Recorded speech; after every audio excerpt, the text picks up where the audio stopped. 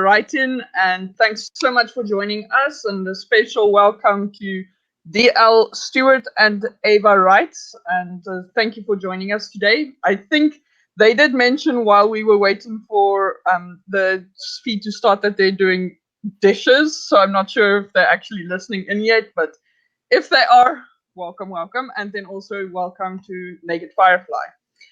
And then also a special welcome to my co-conspirators and wing ladies for today, Maggie and Maria. Just maybe take a moment and let's start with Maggie. Just give a quick introduction of what you do, and then Maria, and then I'll do a quick introduction for whoever doesn't know what I am here for. So, and then we can just talk a little bit, have some fun, and then we hopefully get some writing done today. Because this is something I'm very bad at. I call it a write-in and then I get to write. So, yeah.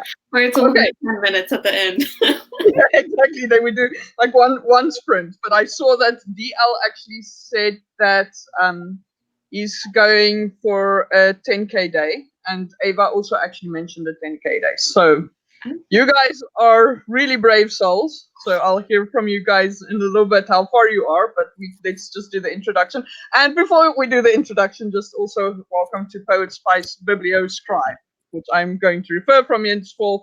I will refer to as Poet Spice because tongue-tied twisters and things like that won't work very well on live feeds. Okay, so Maggie, why don't you start? Cool. So I'm Maggie. I am a young adult fiction, fantasy, sci-fi, writer, and currently working on a novel. And I don't know how many times I've joined with Misha on this stuff, so I don't know. But I just love writing and reading. And I stayed up way too late last night reading, so if I seem a little groggy, that's why. It's a worthwhile reason to be groggy. Very true. And then I'm Maria. I am a young adult, new adult writer. I like to write sci-fi, fantasy, and currently I'm working on the only realistic story I'm ever going to be having. And then I'm also working on the outline for a dystopian novel that I have. Cool. I am, before I start with me, let me just throw it out into the audience again. Why don't you guys also mention what you will be working on? Because I know now some people are doing the 10K day because apparently it's a challenge, according to Ava. There's another author tuber is hosting a 10K challenge, so you guys can go for it too if you wanna. So, if any brave souls are welcome to do it. I, on the other hand, it's already 5 p.m., so I'm just going to say, nah, I'll just be your cheerleader. All right, let's go. Whatever. But let us know what you guys will be writing and working on, and then that would be fun, just so that we can all cheer each other on today.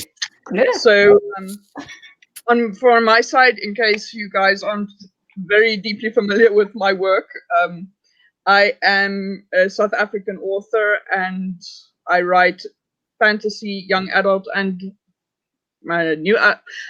young adult, new adult, and adult fantasy, and urban fantasy, and epic fantasy, and mostly just speculative fiction.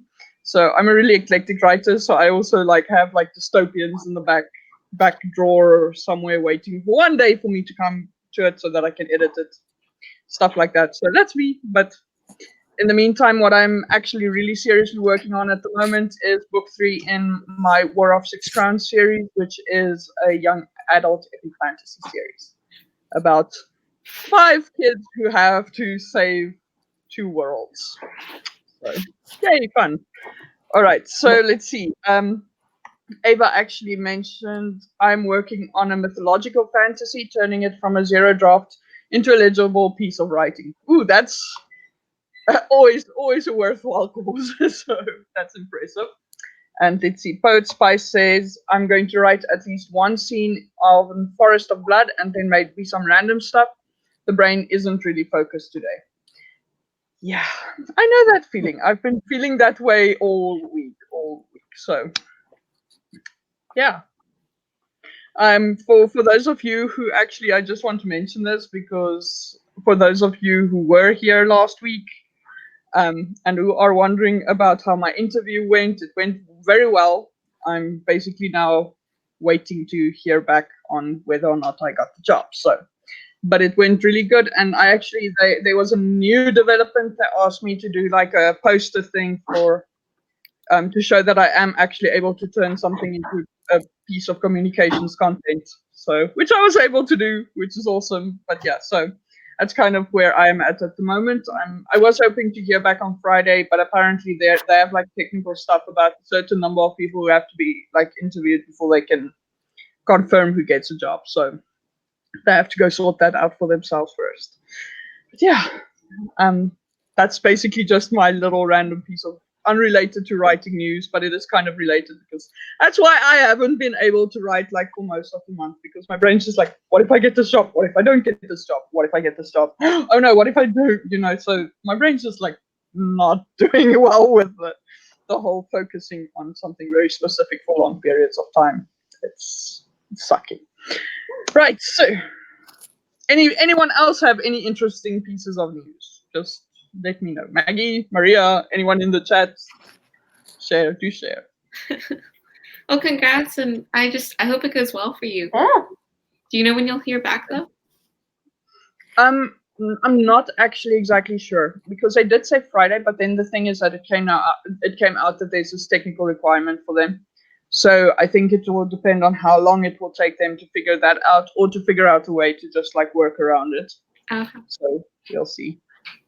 But I'm thinking that if it is going to be much more delayed, I should possibly take the rest of this month to figure out my own communication stuff, because it's kind of a bad thing when I'm advising people, but I don't apply my own advice. So yeah, I just wanted to. Yeah, I just want to do it, man. It's really annoying. I know what I want to do. It's just sitting down and focusing and just saying, right now I'm putting this down on paper. And then Naked Firefly says, nothing for me, just waiting on the agent. Ooh. And this is actually, yeah, from last week, she actually said that she got a full manuscript request, so that she had to send in. So we're all like, Yeah. That kind of makes me really excited for like pitch wars on Twitter for some reason. Because I finally got a Twitter and I can't wait to like get involved with it, because I've been hearing about it a lot, and now I'm like, okay, I can finally get involved with it. With Twitter, like I can be able to like get in contact with all these agents, like editing stuff. Like I feel like it feels a lot better than Tumblr to me right now. Yeah, I have to say, I feel like I should be on Tumblr, but I'm really bad at Tumblr, because I just sometimes, but it's also a little bit better at the moment. But at one stage, it felt like really toxic to be there. So, but Twitter as well. But now I'm actually actively working on like unfollowing everyone on my Twitter, so that I can clean up my feed, and then I'm just following the people I know who are like nice, positive people to follow. Yeah. But it's hard work. I'm having to work through like 3,000 people, so it's. Oh my gosh. Yeah. That's the thing that happens when you follow or when you're going after vanity metrics instead of actually a strategy. So yeah, it's bad. It's my own punishment for like making bad life decisions. So yeah, only got like maybe 2 versions of social media, and not involved with Tumblr or Twitter. So what are the Twitter pitch wars?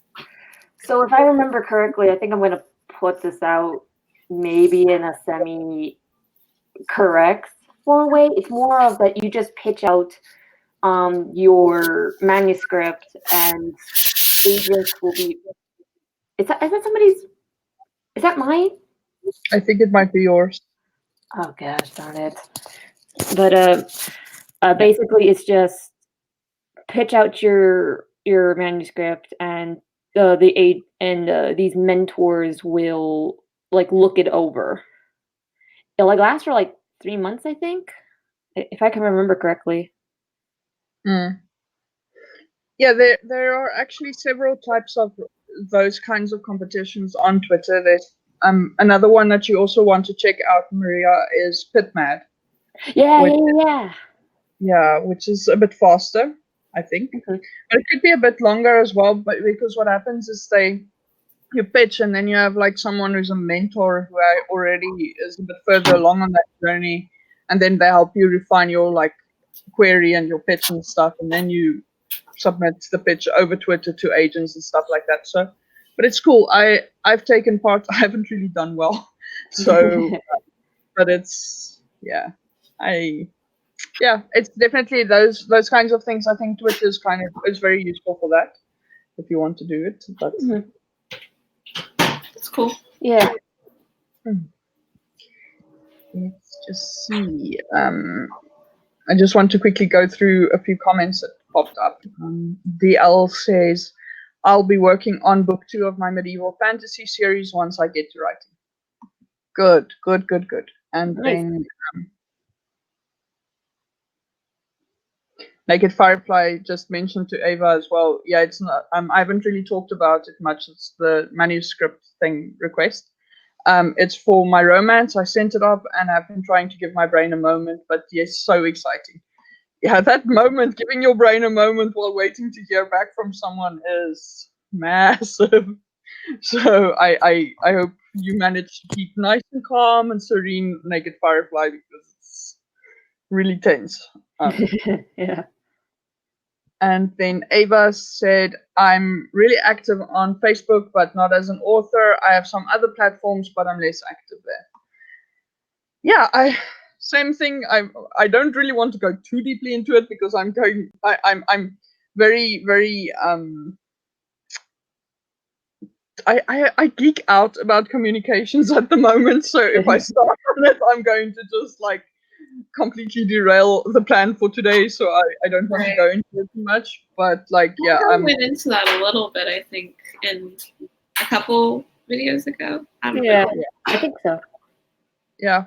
I Yeah. think we did two videos that we really did like really in depth talking about it, and like the one is very technical with like how to actually create a thing if you haven't just created a communication strategy yet, which we put together. But that's the second one. But the first one was just like general talking about it. So I don't really want to rehash everything over and over again. Yeah. Maybe next year, but like for now, no, not. Just trying to keep myself on track here because my brain is like tangent. So yeah.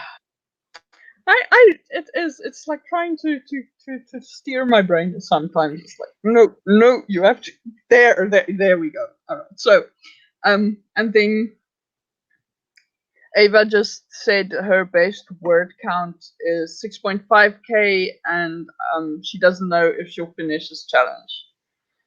But you know what? My thing about having big goals like that is actually that you just, even if you fall short of 10K, it's still actually so helpful if you make any kind of progress. And it's a good way to actually encourage people to get going on it. So, right. So maybe we should just do the just like a quick thing about like a chat about misconceptions, or do you guys maybe want to do something completely out of character and just actually do an early sprint today?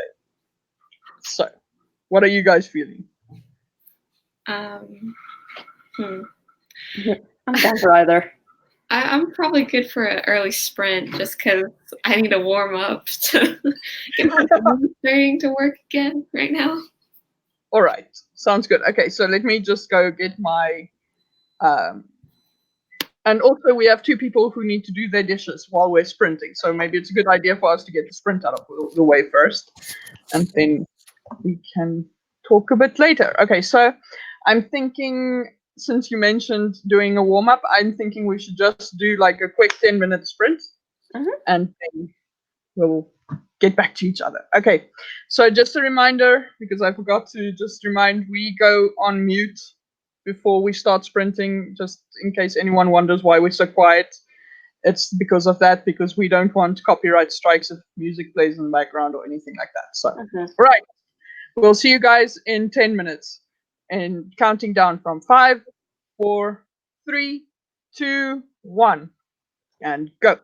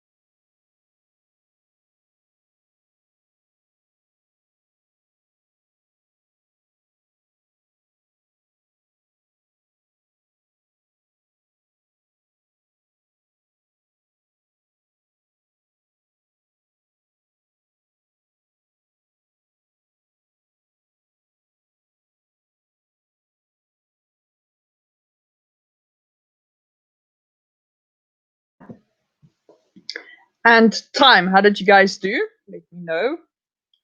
I just basically managed to finally get my documents open at last. And then just as I was starting to type, and it's like, nope, there's my timeout. So, oh well. Oh no. Uh, But on the positive side, the formatting was the way it was supposed to be every time. So the new computer definitely helps. At least it is saving that. So Yes. you don't have to adjust that every time. Yeah, because last time it took me like 4 sprints just to get everything to look the way it's supposed to, just so that I could do my edit. So that was horrible. Yeah. So, yeah. So how did you guys do? Do you want to go first, Maria? I can go. Yeah, I got 280 words in. Okay. Good go. Nice. Good job. I got 355, I think. Yep. So good warm up. Excellent. Feel like I'm a little bit more awake. That's good. That is very good. And then Naked Firefly says, got Act 1 almost done. And DL says, finished the dishes and just sat down and opened up the document. Perfect. So then my 10-minute sprint was a success, I feel like. So, Yeah, we got some things done. yes, we did. And Poet Spice says 457 words and the scene that fits into nothing. Oh, but you know what? It's still a lot of words, so well done. Yeah. Maybe add something in another way, like you learned something new about a character. So I don't know what you wrote, so maybe. Yeah. And Ava writes also says 166 new words. Nice go. Yippee! All right, so now anyone want to share excerpts?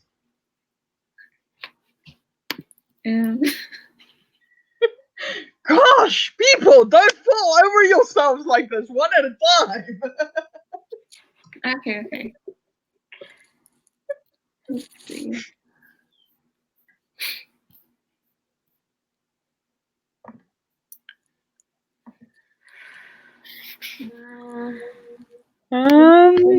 Are we doing this? I'm trying to figure out, like, because I'm in part 2. Remember? Oh. So do I go back to the part 1 and read from there, or do I read the new stuff that I'm at right now? Yes, that is a good question. I'm not let's see.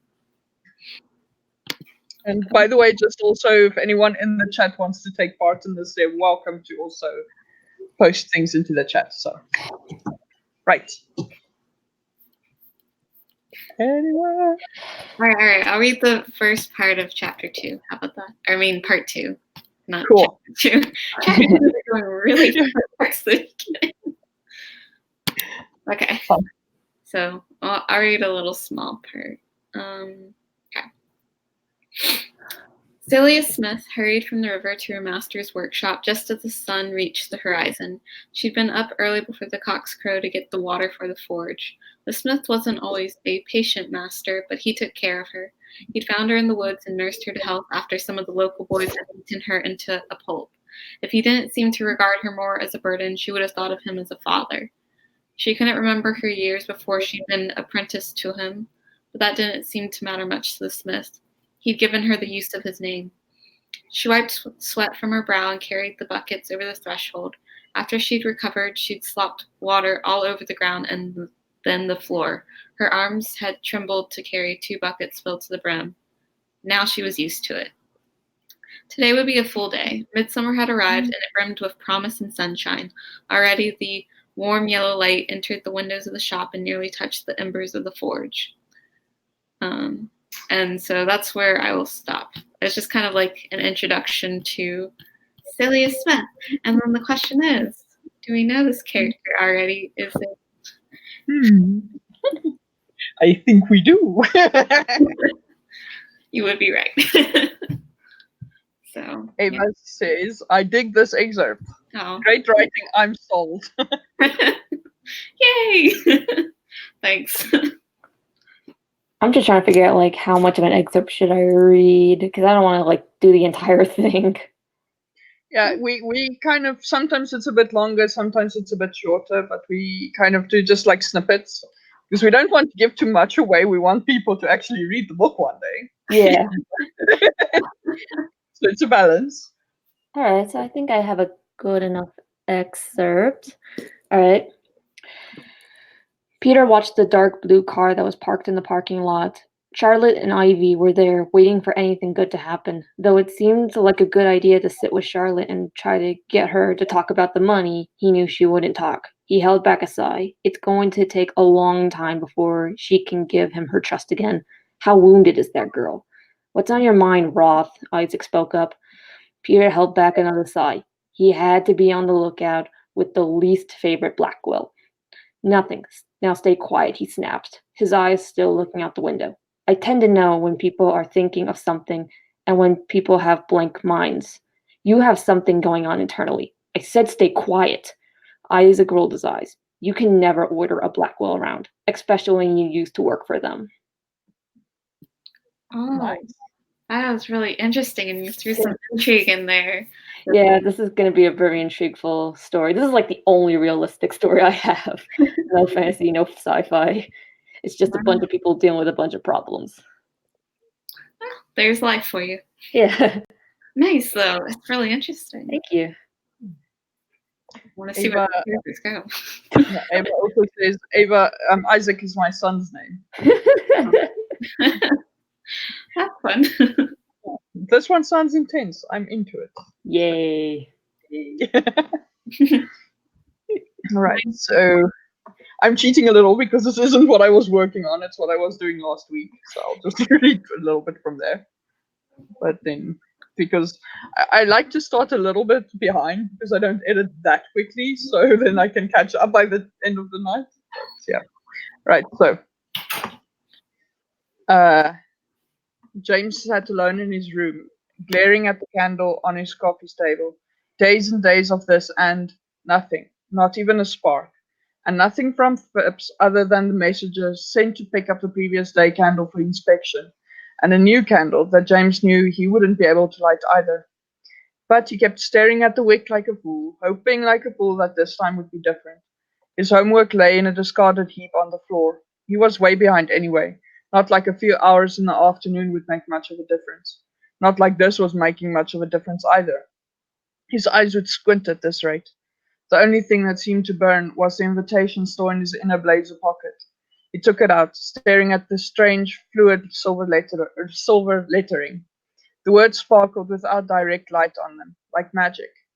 You are cordially invited to Rhea's cave for tea. He frowned at the invitation card, turning it around in his fingers. What was Rhea on about? Sure, she'd invited him to go back the first time they'd met, but this time she'd invited Ward as well.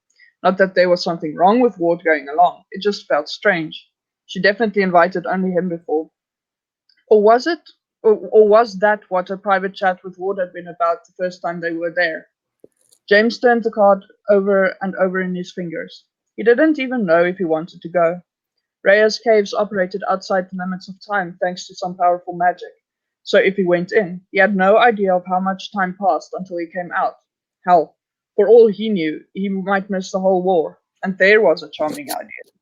No, he'd promised. Anyway, there wasn't a point in going.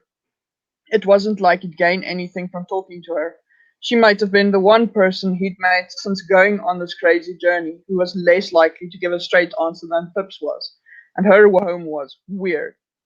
And for all he knew, he'd have to go through the whole almost drowning thing again if he wanted to visit. All right, I'll stop there. Interesting. Yeah. You said war, and I'm thinking, so has it broken out already at this point? Well, it never actually stopped. It's like there's like the there's like the civil war between Camerith and Ladrian that basically has been going on for years and years and years, and now they're just kind of really scared because Ulrich is screwed up. So fun times for everyone, including but especially for me. Oh gosh. Well, more with that. I want you to read more definitely while we're here. You tell us more of what's going on. Yeah, well, it's always I have fun. Like I find it fun to read it out loud because actually it also helps me edit Yeah, because I can hear when something like a few times now while I read I'm like that there are some little bits that I feel aren't quite what I want them to be yet. right. But so Ava, just let me just see. Lots of stuff came in while I was reading. Okay, so I've got an excerpt from DL, which is awesome. Thanks for being a sport. I'll read that now. I'll just quickly, I just want to answer some questions because Ava just asked a very poetic prose sounds wonderfully un-American. What is the genre? Romance. No, it's actually epic fantasy. So it's like a, but it is set in Britain. So I'm very glad if you say it sounds un-American because I kind of wrote it like American, and it's written in American English with like American spelling conventions, but I wanted it to sound more like Englishy, if I can put it that way. That's so horrible. Yeah, but that's kind of the feeling I'm going for. So I'm glad if that comes across. Yay! I'm being successful in my aim. So, That's good. yeah. And then Naked Firefly said, I'm loving all these excerpts, can't wait until they're published. Well, Naked Firefly, you and me both. I can't wait until my book is published either. But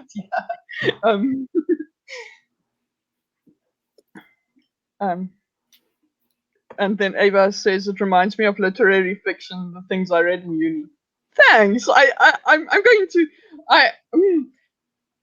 I'm actually kind of surprised because it's like not at all the idea I was going for, but I'm really glad if it sounds like that poetic because I actually love poetic and rhythmic writing. I just never kind of think of myself as capable of doing it. So it's nice when people say that it does come through.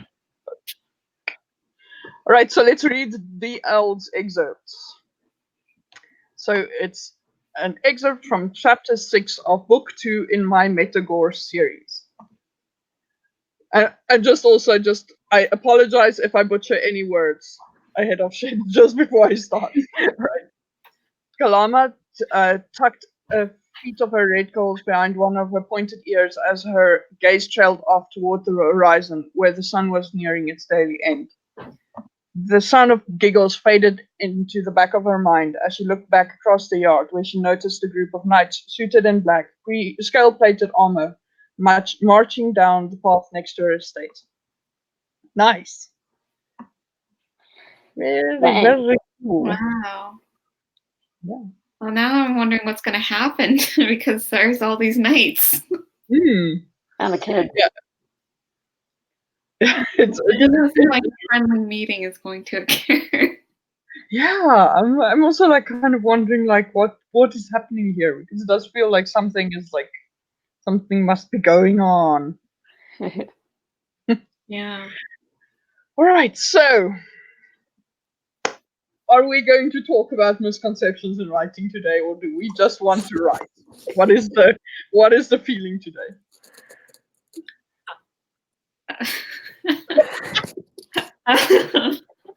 Maria, what are your feelings? I'm fine with either. I mean, what the heck? Okay, never mind. I'm good with either. Oh, okay. I just want to say, and this is now maybe me being a writer, like being a total writer at the moment, but when you're like, what the heck, and looking over your shoulder, I'm like, that's how horror movies go. I do not want this to be a horror movie. Just that is the one rule in this like live stream. We do not do horror movie in our live stream. Okay, no, Okay. okay. No, my other roommates are getting moved in. Oh, okay. Okay. No, that's better at least. No, because it's just like I just thought it's like I've seen this before. Person looks over the shoulder, disappears from the screen. Yeah. I'm kind of like, wait, what's going on? Yeah. And also Ava's like, what?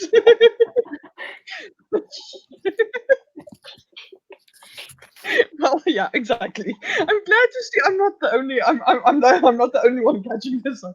No, but all right. So now, what actually, let's do just like a quick talk about like misconceptions, and then we can decide if we like this, like, we like where we're going with it, or what do we want to do with it if we want to just get back to writing. But yeah, no, the thing that actually got me onto this subject today was um I someone shared a thing on my Facebook actually about how we should be writing less conflict driven stories. And then I was like, can you write a conflictless story? Can you really? Because I'm just like, yeah, so for me, and that was kind of what got me on this subject, because I think the whole thing where people get on with this whole less conflict in stories is that people think when we talk about conflict, well, two things. And the first thing is that they think that stories are driven by conflict, which they're not. They're driven by a goal. The conflict is actually just something that makes the goal interesting, because nobody's going to read a thing about a kid going like to a supermarket to get a soda. So, Unless or maybe things happen on the way to the supermarket.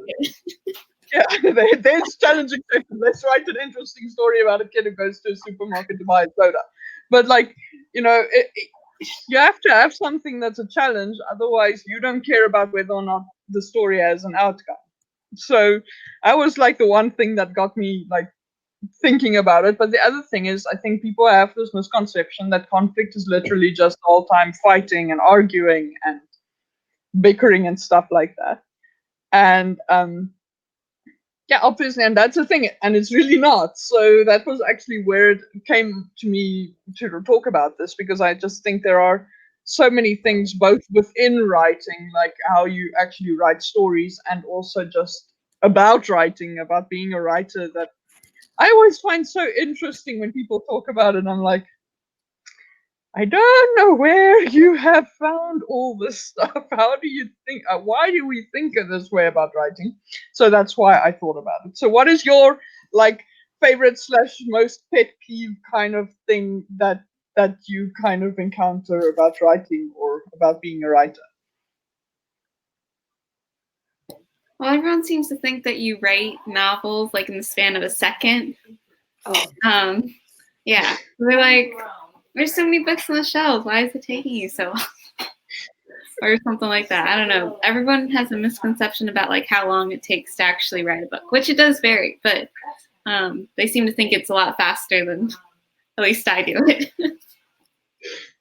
Yeah, and then a lot of people actually that happens, and they think that they're really bad writers because they can't just write a novel in a month or something like that, and it's not true at all. People just take, novels take as long as they're going to take, I think, sometimes. Oh yeah. I think one thing I can think of is how do I? Oh, it just left my head.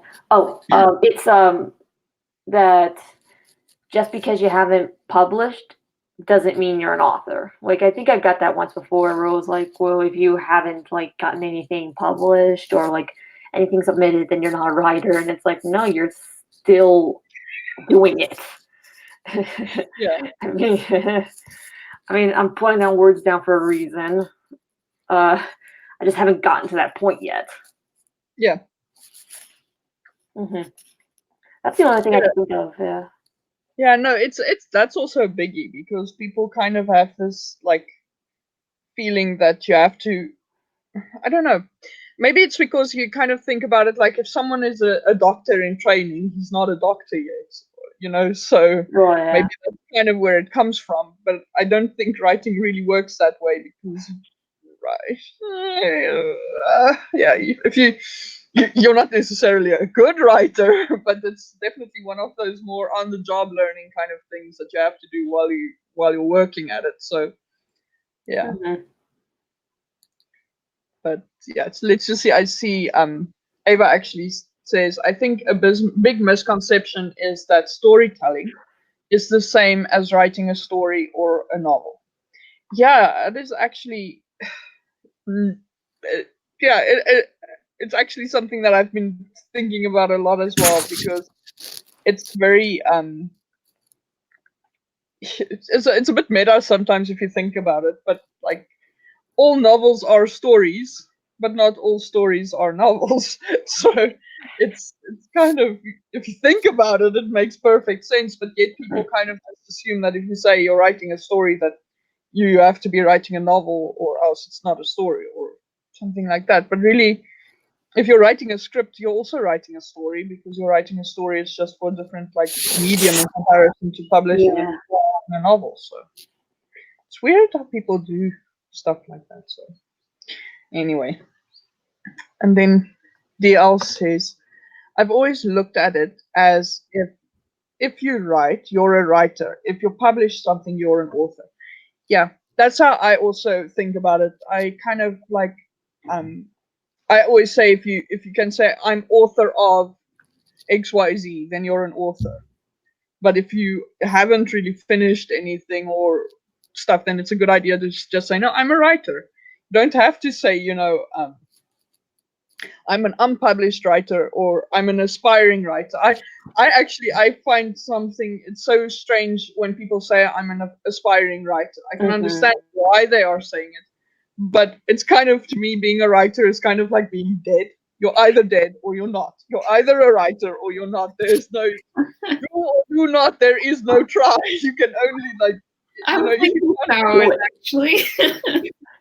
Yeah, because if you are writing, even if you are being terrible at it and you are not doing it at all at the level that you're doing it, but you're still doing it, and you are thinking about your story even when you're not writing bloody bloody bloody, you are actually a writer.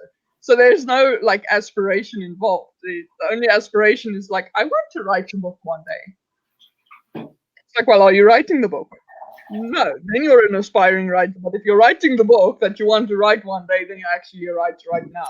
Yeah. So that is something that I always find so interesting when people say, like on their Twitter bios, aspiring writer. And I'm like, are you though? Are you really? Because I think you're actually a writer. It's not like, I'm not being negative in the sense that I'm saying, well, are you a writer though? You're not allowed to put that on your bio. I'm just saying, can be a bit more positive about yourself here. You're doing the thing. You're already doing it. You're not. There's nothing to aspire except to be a better writer. Yeah. That's actually something we never lose. We're always wanting to be better writers, I think. So lots of messages coming in again. Let's Oh see. boy. Naked Firefly said, I had a family member tell me that I wasn't a real writer because I had nothing professionally published. Oh my god! Oh! Right, so what you do with those family members, right? Step one, you get a shovel. Step two, right there. That is just like, I. And now everyone's like, oh no, I'm not going to be monetized because I'm being very violent. But really, some people, I get so like, that makes me angry when people say crap like that. But that is also always one of those like people who have never like tried to write anything at all, that don't know what it's like to actually be a writer, and then they try to tell you what it's supposed to be like to be a writer, and then I'm like, that is so annoying. That is super super annoying. And then Ava said, I think you're a professional author if you've sold something, and an author if you've finished something. A writer is a synonym or a profession for a profession that isn't author but is writing, in my opinion. Not necessarily, because, for example, now to be technical about it, we're arguing a bit like semantics and stuff now, but like I said, I geek out about this stuff, so sorry about that. But like, I call myself, even though I am an author, because I did sell stuff and I did sell stuff to other people, and then I actually got it back. So then it's a long story. So now it's like, well, by that definition, then am I an author anymore? Because I don't have anything sold into the marketplace anymore. I did have it sold, now it's not sold. But you know where is that kind of limit for me? That's kind of why I don't like looking at it that way. But the other thing is, of course, I call myself a full-time professional writer because I literally, that's my job. I write a lot, like not only my own stuff but also for other people. So then it kind of becomes like a thing. So for me, actually, I can say author of XYZ as well, but I just call myself a writer because it feels like better branding, because it just covers everything I do instead of just saying like, because I feel like when you say author of it, it has to be like, for me anyway, it feels like it has to be like a story, but it's probably not. It can be probably like nonfiction as well. So maybe someone's going to correct me, but I feel like in our situation, you have to be like a story author. And in the moment you're like a freelance writer as well, and you're writing content for people and you're creating stories for like marketing stuff, then suddenly it's not really that you're just an author. And I'm not saying just an author like it's inferior. I'm just saying that I'm actually doing way more than just focusing on fiction at the moment. Mm-hmm. So for me, I'm like, my brain's like all over the place. It's kind of why I'm this way, like every day. And I'm not going to apologize. I have no regrets. But yeah. Good. Do not apologize. And then let's see. DL said, I hate when I tell people that I'm writing an adult medieval fantasy and they think I write exotic stuff because I write adult stories. Yes, I know. I know. Big time. It's the same. It's for me as well, but it's just like, for me, it's just mostly the age group of the people I'm writing about. So that's, but yeah, I understand what you like. It's like erotica or something that you want to be writing, and it's not that at all. And Yeah. also, yeah, yeah, it's annoying. Yeah. Eva says mature isn't the same as adult, but folks may think of movies. Love out love. Yeah, exactly. Like R-rated medieval fantasy. Ooh, that sounds interesting. That sounds like Game of Thrones actually, but like, ah. Yeah, that's kind of the reason why I kind of like stay in like that new adult, maybe adult genre. Mm. Like, because I write it for the people of that age, but just because I am does not mean that they're going to like engage in some of the stuff that adults can do. Adults can do anything. It's just that some people don't do some things and some people do other things. Mm. Yeah, And also, yes, yeah. sometimes, For me, sorry. Continue. yeah, Please and then continue. sometimes writing like those types of scenes, like different types of scenes, like Game of Thrones scenes, they make me very queasy because I'm like, no. Yeah. No, I. Mm, hmm. I'm wondering, like, should I? Uh, the funny thing is, for example, like in my young adult books, I actually do write sex scenes. So some people might disagree with me on this, but I'm like, well, for example, War of Six Crowns, it's not something that's happened in the first two books, but it's definitely happening in book three because you have a bunch of kids, they're thrown into very like very serious, very kind of adult kind of problems that they have to deal with all of a sudden. Yeah, it's going to happen. There's just, it just didn't feel natural. I was debating this for like almost a decade by now, and I'm like, no, it has to happen. I'm sorry, it's not, but it's just, and that's also probably just opening a new can of worms for me one day. But whatever, I'll deal with it when it comes. But it's just for me, like, the split between like adult and young adult and new adult is just kind of like I almost want to say the feeling it evokes. Like young adults is about growing up, making that like leap to adulthood. When you new adult feels to me like you're kind of right at that leaping point, and now you Yeah. have to actually kind of get to that like point where you are an adult now. And then adult is just like, I am so proud of myself. I did laundry today or something. I don't know. Um, so stuff like that. I think it's just like that's kind of where for me it's about, but it's not. It's actually kind of arbitrary. A lot of my stuff I think crosses over really well, and it's just I just have to choose like a category so that I can tell people who I'm marketing it towards. But it's not really. I don't think that there's really such a thing as adult fantasy versus young adult fantasy because I'm 30 years old and I still read C.S. Lewis. And then when I was like 13, I read adult books. So it's not, I don't think there's really like that much of an art split between that stuff.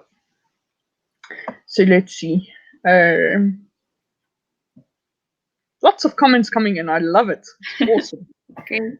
So DL says you can be an aspiring author, but not an aspiring writer unless you're not writing. Yeah, exactly.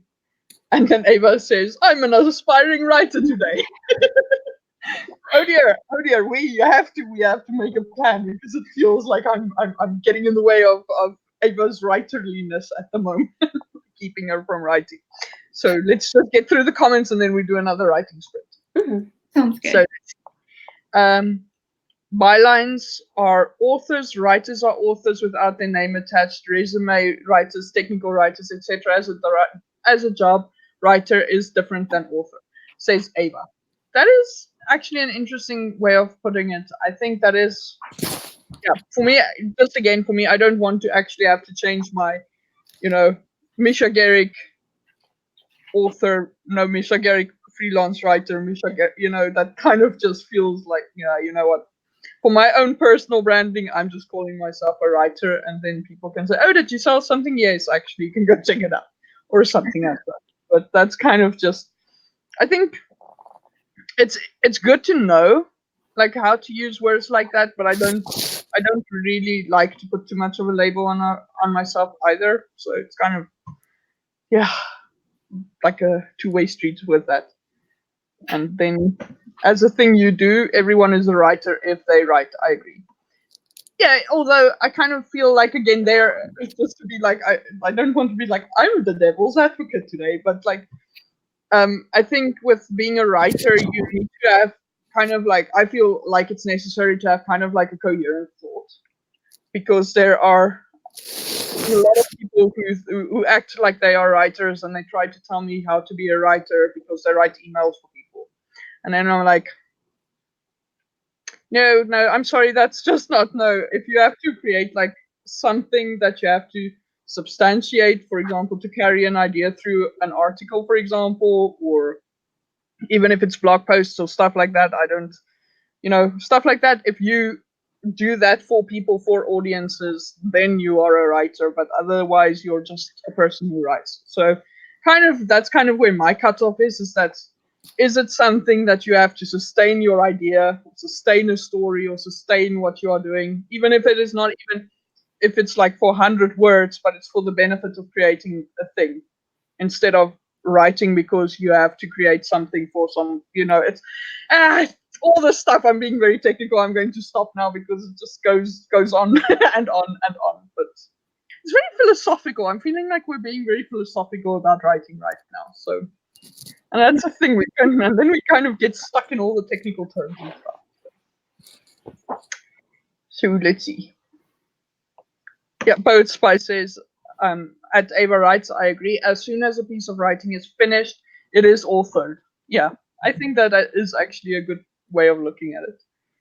And then DL says, mine's adult because of the graphic violence and disturbing scenes of such, not sex.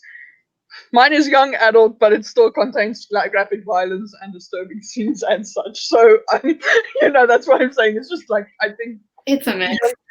Yeah, I mean, let me just put it this way, and not necessarily so much the graphic violence, but is it graphic though? Maggie can tell because she's read the book, but like the first time we introduced Darian, he cuts off people's heads. So I didn't think it was that graphic. I mean, like it's violent, but I wasn't disturbed by it. So maybe that just reflects more on me and not your writing. But yeah, exactly. It's so like it is something graphic because that's always for me.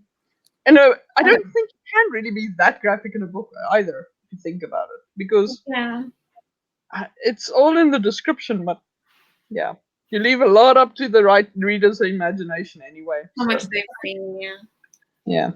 So let's see. One last thing. So I had to step away a minute. Sorry if I missed anything. Be right back again as well. Distractions. So no worries. But I don't think we just had some philosophical discussions about writing, and we're changing the world here. Ava, you missed it all. But no, seriously, we're just having some fun tonight, so it's fine. All right, so I think maybe now I got through all the comments. So shall we do a 15-minute sprint? Oh, sounds good. Cool. I'm going to count down from 5, and then I'll see you guys in 15 minutes. So 5, 4, 3, 2, 1, and go.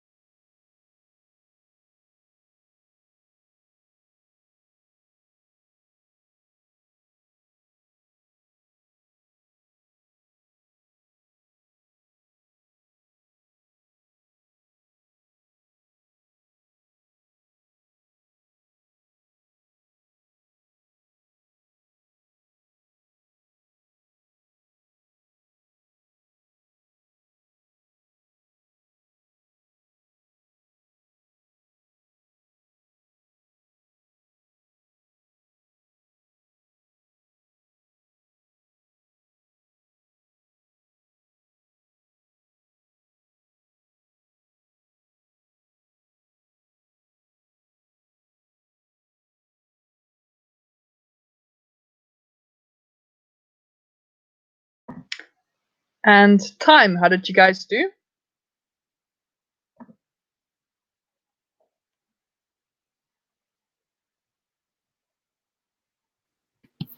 $3.32.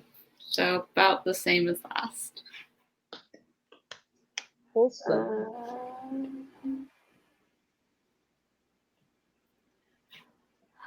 $3.92. Nice. Well done, guys. I think I got like a page and a half of edits done too. Not sure how many words, but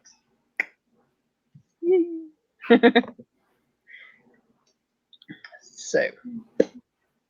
Anyone in the chat? I see Ava said she got back just in time for the sprint. So yay! So let's see what anyone else says, because of course we have the lag between the video. We're talking so much that we haven't felt the lag yet, but there is a little bit of a lag between when we're talking and when people actually see it on the video. So I guess we'll see in a little bit when we get some feedback. Yeah, so in the meantime, while we're waiting, any excerpts?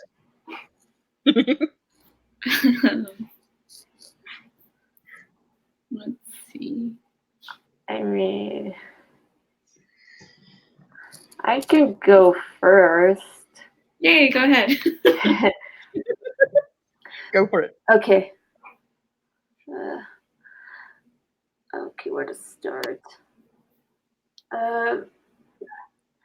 I mean, being disowned can mean that you have no family left.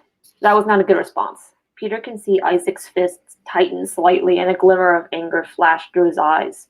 The tics were gone as soon as they were there, but there was always a chance of it still lingering behind his mask. He had to think of something quick. Then again, what do I know? My family is a tricky subject too. Once those words were out of his mouth, Isaac seemed to relax. A weight slipped off of Peter's chest. He made a mental note. Don't ever bring up the family. And he thought Charlotte was the wounded one. And I wanted to give the more suspenseful one. Yeah. Oh gosh.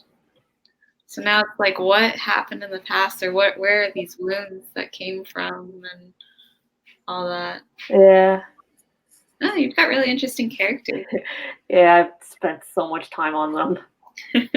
Well, it comes through. Mm-hmm. All right. Definitely does come through. You can kind of I get the feeling like there's like a lot of friction between those two characters. Oh, so big time. Big time. Nice. So I'm really curious about why, because that's kind of my jam. I like friction. Friction is my jam. All right, let me just quickly see. I think before Maggie, are you sharing an excerpt? Yeah, I think I found something, but go ahead. What are you gonna share?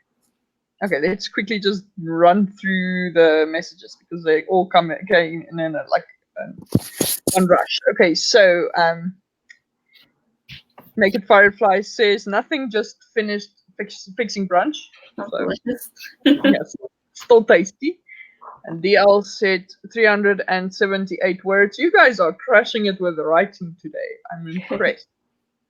And then Ava says, "Oh man, I had it muted and I missed the timer." That happens. I have that happen to me a lot as well. And then I kind of forget that I was sprinting at all, and then I write for like an hour, and then I'm like, wait a minute, and then it's over, and it's very embarrassing. So, and then Ava says only 66 new words, but edited 280. So well done. Yeah, that's good. Cool. Yes. All right, Maggie.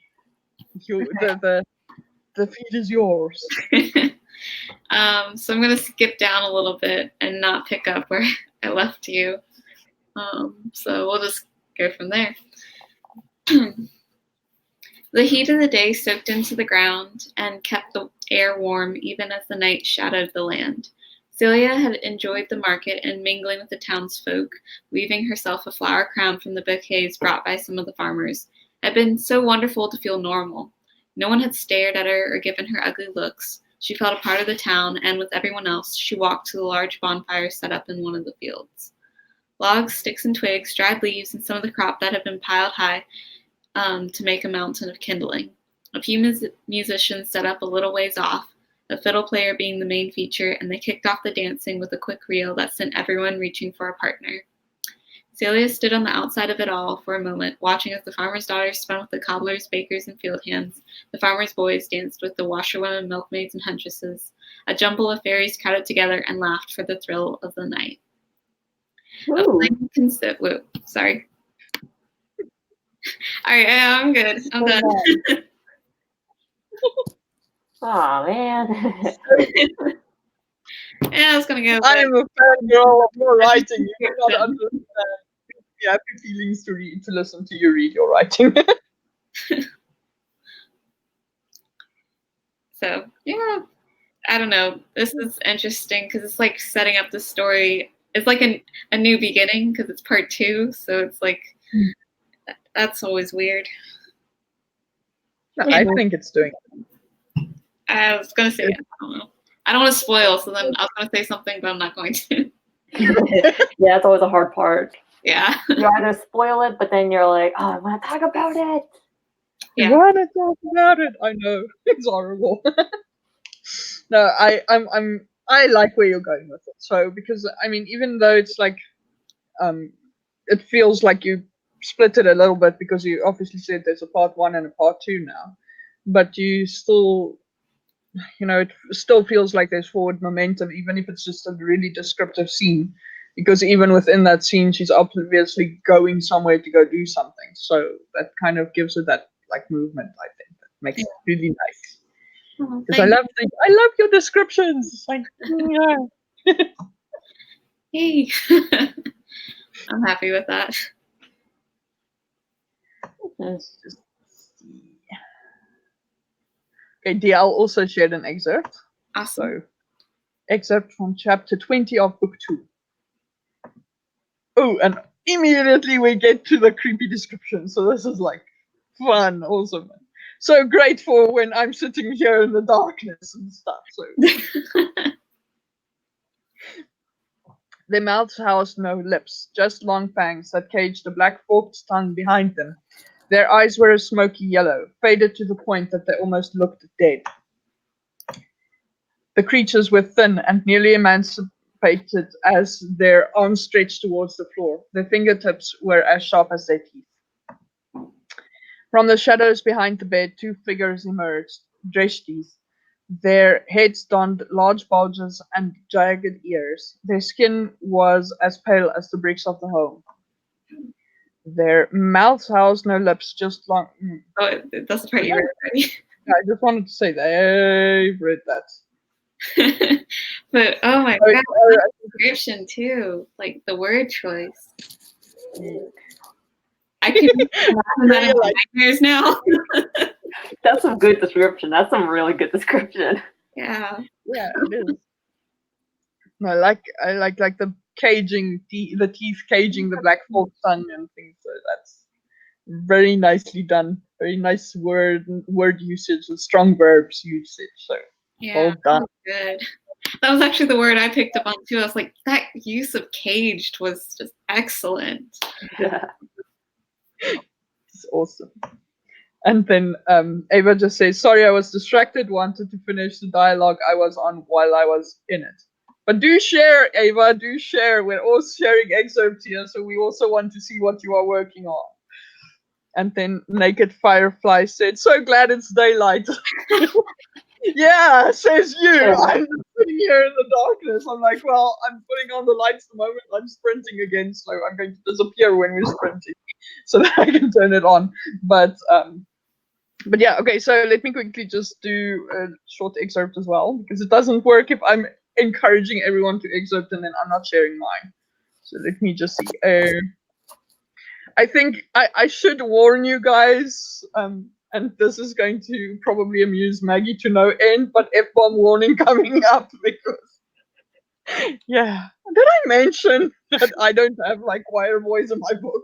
Because this is very relevant now, so. Okay. Let me just find, because I got so like sucked into what you guys were reading that I forgot to go look for my own. So So it's like, let me just find it again. Okay, so where I had left off was uh, okay. I'll just read where I'd stopped off before. And her home was weird, and for all he knew, he'd have to go through the whole almost drowning thing again if he wanted to visit. Chills rippled up and down his spine at the thought. Images of bubbles carrying away his last air flashed in front of his eyes. He slammed the invitation card face down onto the table, gasping in some deep breaths. This was pathetic. Here he was, supposed to be a powerful fire mage, but he was traumatized because he'd gotten a dunking. And he couldn't even light an effing candle with his mind, one that was supposedly rigged to light up at the smallest provocation. He pulled the candle closer and focused his attention on it. Somewhere deep inside him, something stirred. He tried to grasp onto the sensation, but it stayed just out of reach. Come on. It obeyed his plea. Warmth spread through his body until his fingertips tingled. He panted with excitement. Okay, he whispered. Okay. He stared at the candle's wick, willing some fire to go to it. But instead of him pushing the fire out, the candle seemed to pull the flame from him instead. Ooh, see there, I have to delete that. Okay, so instead of him pushing the fire out, the candle seemed to pull the flame from him. Hiss. The candle sputtered to life. James's jaw dropped. Ward burst into the room, but froze in the doorway, staring at the candle. James returned his gaze to the flickering flame. You lit both? Ward asked. What? He glanced at Ward's candle, which sat on the kitchenette sink for some reason. It was alight as well. What? Yes, James shouted and threw his arms into the air. I did it! I finally did it! And being the freak he was, he'd lit both candles at the same time. He looked at Ward to celebrate with him, but Ward only managed a thin-lipped smile. What's wrong with you? James's excitement came crashing down. With it went any feeling that he could repeat the achievement. A sharp, cold draft blew through the room, and both candles guttered out. Well, fuck. James watched the smoke rise from his candle with disbelief. Ward remained mute. Whatever. James tried again, but he barely got the wick to glow before the draft killed the flame again. Shut the door, will ya? Ward shut it, all right. Anything else I can do for you? What the hell is wrong with you? Ward's eyes darkened even more. Michael Keller is fucking wrong. Wrong about what? Breathing, he seethed. Okay, I'll stop there. So. Oh no, more conflict between the two of them. Yeah, I know, it's just like I want to be so nice to them, but I can't, I just cannot. I mean, it's kind of how we talked about earlier. If you just had nothing happening between the two, then it wouldn't be as interesting. So it's like, well, how's the relationship going to change and evolve? Will they get over this? But I like your description of the magic, especially that it pulled from him, not him sending it. Yeah. Yeah, it's kind of because that's kind of where I can't remember. I think I read that like long ago where the first time he had to do the candle thing and then Phipps said, but it was supposed to be easy for him to light the candle because actually the thing is the candle is actually enchanted. So the candle is actually supposed to trigger his magic, but then it didn't. And that was kind of why this thing is like, yeah. Interesting. Mm-hmm. Yeah. But yeah, yeah, and there's also maybe we'll get there if we do another sprint or two. But yeah, so this is now getting to the interesting bits of my book. I'm really excited because we're like past the first quarter of it, so it's like all the establishing stuff is done, so we get to the fun part. All right, so let's see. I see we have like a lot of like comments coming in. So DL says, I tried to delete the first two messages since I left off the first. Sorry about that. No worries. Luckily I didn't get too far before I realized no, it's duplicate, so I just stopped again. So, and then yeah, man, at DL Stewart spoopy, and then she also said, and both candles gutted out. I never heard gutted like this. I like it. It's actually guttered. So it's probably just my accent being terrible, but it's Uttered, but I'm very light on my R's because my other language has very like hard R's, so I overcompensate when I'm speaking English sometimes. So I'm sorry if that was confusing. All right. So I think it still came across well, whether or not it sounded like gutted or guttered. yeah, I'm glad. That's good. That is also good. All right. So are we doing another sprint? Yeah, sure. Cool. All right. 15 minutes. And then let me just ask what is your schedules looking like, because I don't want to ask if we're doing more sprints if you guys have to leave or something. So I can do the next one and then I'll have to go. I'm not needed anywhere until 11, but I would like to, I think I could stick around for a few more.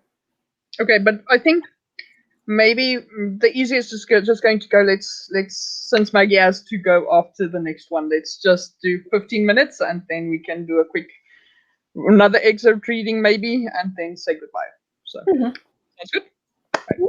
Okay, so I am going to. Oh, and I also, just before I count down, Ava says, yes, I need all the words. All right.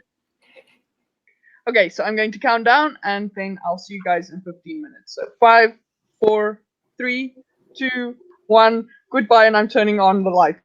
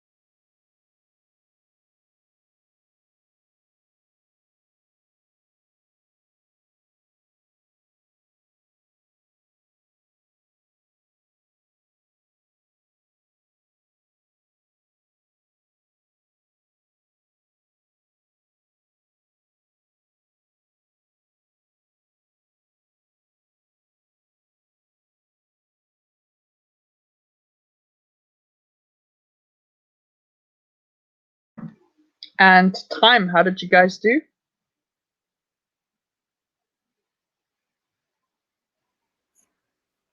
I finished up my chapter. Yay! Congrats. Thank you. I got it. Yeah. In total, it is 1,249 words. Awesome. That's really good. Mm-hmm.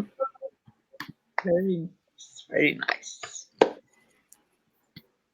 So for this sprint, I did about 506. Whoa. Nice. It just started going like really fast, which was That nice. is awesome. Yeah. Awesome. No, I think I did probably like a page because I've had like a few sentences that I kept fussing with instead of keep like going on through the work. So, oops.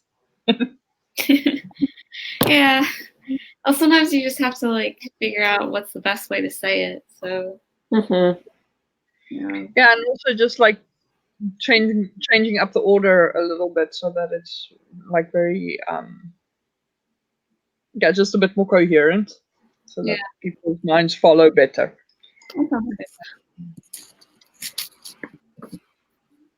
Hi Abigail, welcome to today's live stream. Unfortunately, you caught us like right at the tail end of it, so that's very bad. But thank you so much for joining anyway. No, but yeah, and then Ava says 248 new words. Well done. Good job, Ava. Okay, we did well. I think I feel like we actually made very good progress. Yeah. So some good sprints actually this time around. Yeah, we did. See, sometimes it helps to change up the structure a little bit so that we don't get so sucked into what we are talking about that we don't actually make any progress. Right. After all, this is a write-in, not a writing chat and maybe writing. It's a write-in with a bit of chatting, which is a bit difficult for me to remember sometimes. So. Okay, so let me just see.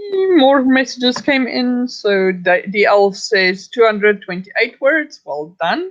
Good job. And Abigail says it's an odd time for me. Laugh out loud, but I'm glad I caught some of it. Oh, I'm sorry. That sucks. I'm always trying to find like a time that isn't like odd for people, but there's always some people who are going to find this time of day a bit weird. So I apologize, Abigail. It's very unfortunate, but I'm glad you dropped by as well. And then Ava just said, I need to go get some lunch started and such, and then get back to writing. Thanks so much for hosting and sharing your words. So much fun. I need to get breakfast.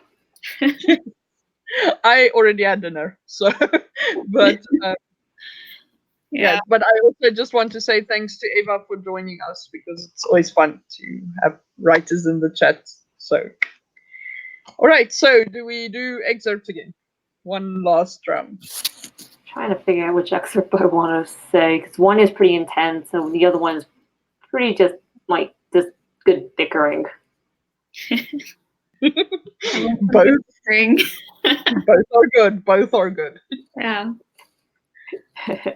But I can let somebody else. Okay, I can let somebody else share their excerpt for now.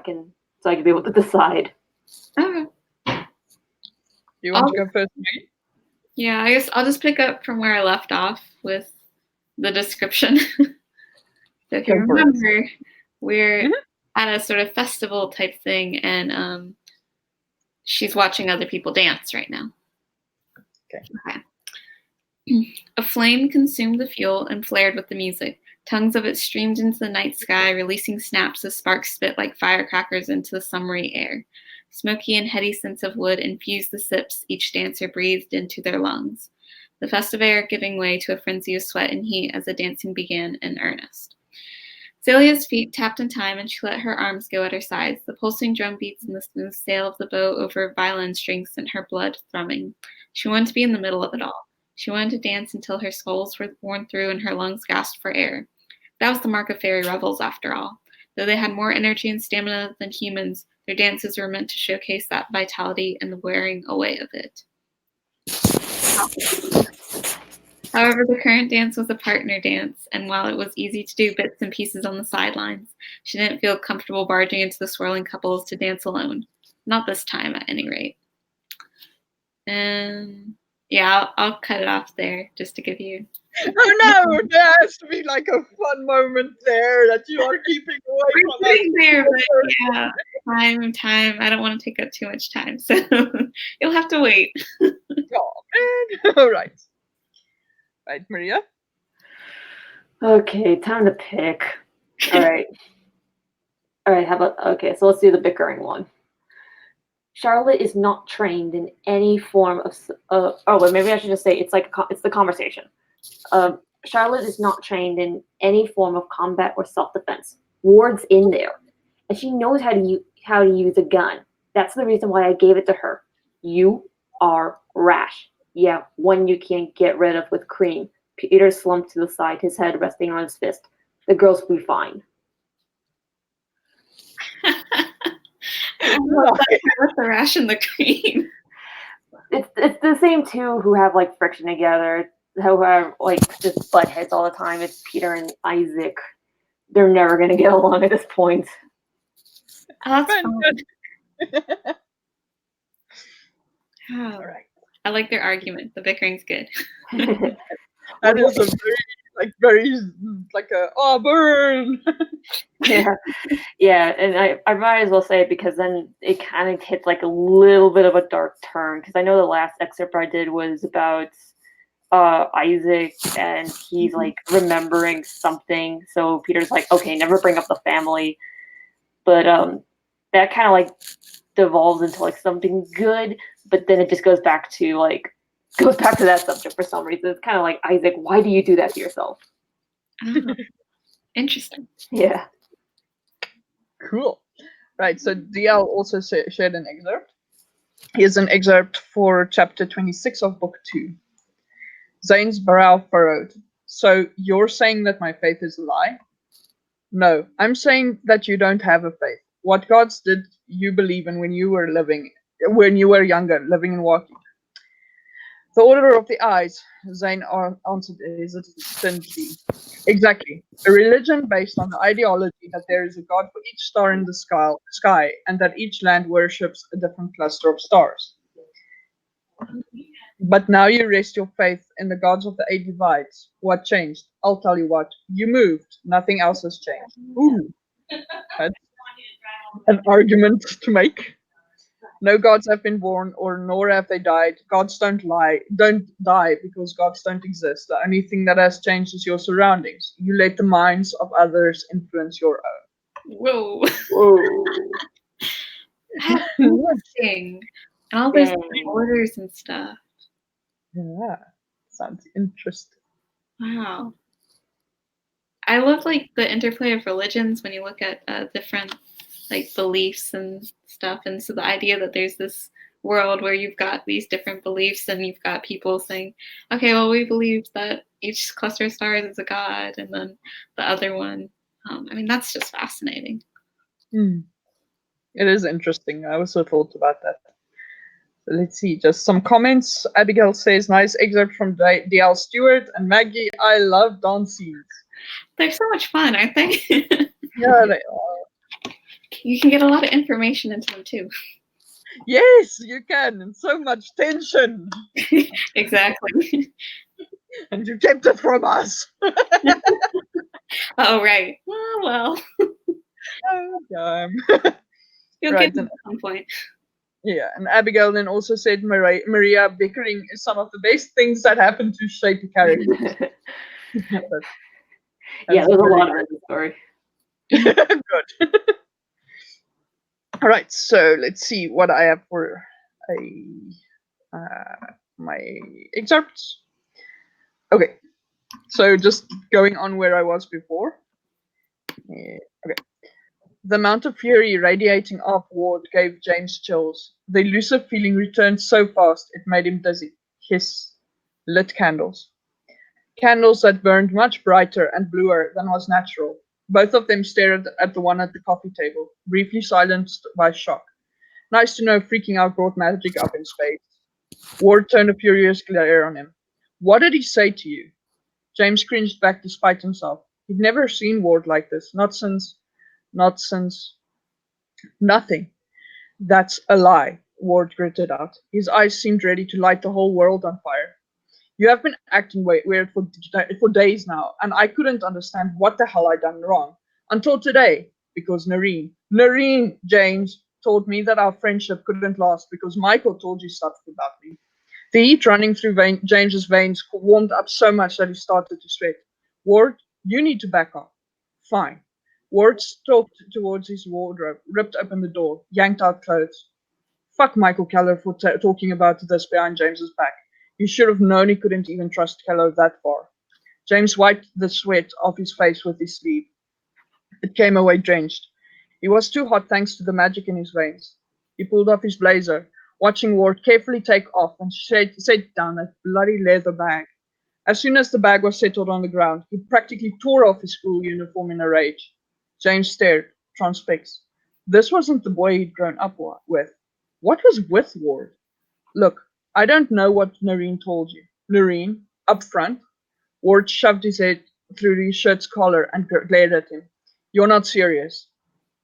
James took a little breath, but the boiling heat stopped him short. His magic was having a field day. He glanced to the candle. The flame was white hot now. He flinched, trying to control the magic, but it was like trying to harness a storm. Ward, really, we're going to get in trouble if we burn the school down. Okay, I'll stop there. So. Dang. Oh no. Yeah. My gosh. Ward is, to say the least, a bit pissed. But yeah, and it's so interesting because in the other two books, he's very calm, very usually controlled, and so this change is like, okay, wait, what's going on? There's definitely something going on. There is indeed. That is the fun bit because it's definitely I want to get across this feeling that he's like kind of starting to come apart at the seams a little bit. So that's kind of Definitely. I'm glad it comes across then. Yay! It's always a good thing. Yes. So now I'm just, every time you share something, I'm like, all right, book 3. When is book 3 coming out? Get to read all of it. I'm doing my best. I know. The big thing with my book at the moment is there's actually I thought I was done with it, and now I kind of have this thing that I woke up with the other morning about how I think it should open. But I don't even really know if it would even work anymore because it's something that it's like a mention and a mention. And I'm thinking, but this should actually get more because if I put it in, the story is going to feel a lot more coherent. So even if it is now, but I feel like because people keep arguing because this is my series of talking really fast because I want to get through it, but I don't want to waste your time. But the overall 6-book series is a story arc, but it doesn't necessarily feel like each individual book is going to feel 100% self-contained because of the way that the story is. So I have to do stuff to make it feel like it's more of a natural 3-act structure. Otherwise, people are going to be really confused by what I'm doing here.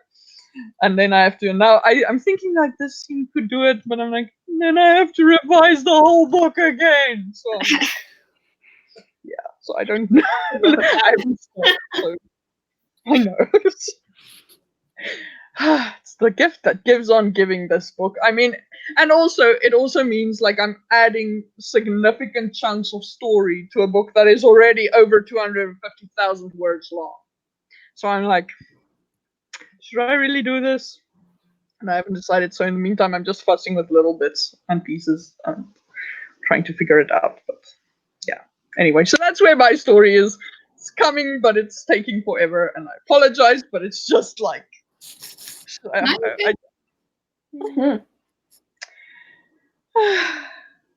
so just one last comment. I see that DL says I enjoy world building. Yeah, I love it. Yeah. Okay, so I think I'm going to say let's say good night and then Good by night. recording or whatever your Good your morning. relevant routine for right now is. But thank you very much for joining me, and I hope you guys enjoyed writing with me tonight, and that you guys have very nice and productive weeks. And the two of you who are doing your 10K days, that you reach your goals. All good things to each of you, and yeah, love you guys all. Every single one of you, you're all awesome. So stay awesome, and then I'll see you guys next week, same time, 11 a.m. EST. Right. All right. Bye-bye. Bye. Okay. I should probably get off.